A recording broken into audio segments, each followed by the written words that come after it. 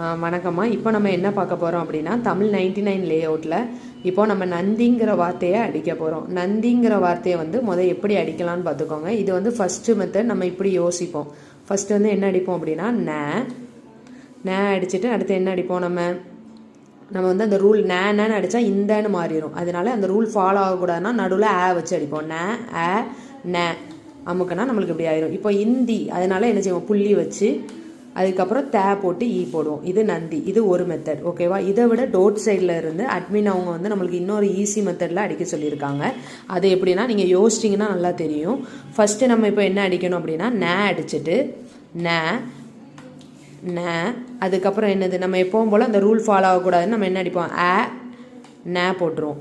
இதுக்கப்புறம் நம்ம புள்ளி வச்சு அடிப்போம். ஆனால் இப்போ என்னென்னா, நம்மளுக்கு அடுத்த வர எழுத்து தீங்கிறது இந்த இணை எழுத்து வருது. அப்போ இணை எழுத்து வர்ற இடத்துல நம்ம என்ன போட்டுக்கலாம்னா, வெறும் அமுக்குனாலே ஆட்டோமேட்டிக்காக புள்ளி வந்துடும். அதுக்கப்புறம் அமுக்குனா போதும். ஓகேவா? இன்னும் தெளிவாக சொல்கிறேன். ஃபஸ்ட்டு நம்ம இந்த நந்திக்கு நே போடுவோம். போட்டாலே என்ன வந்துடும், நேன்னு வரும். புள்ளி வச்சுட்டு வச்சு அமுக்குவோம். அது ஒரு இது நம்ம யோசிக்கிறது. இதை விட ஈஸி மெத்தட் என்னன்னா, இணை எழுத்து வருது இதுக்கப்புறம் வருது, அப்படி தானே? அப்போது திருப்பி ஒரு தடவை அடித்து காட்டுவாங்க.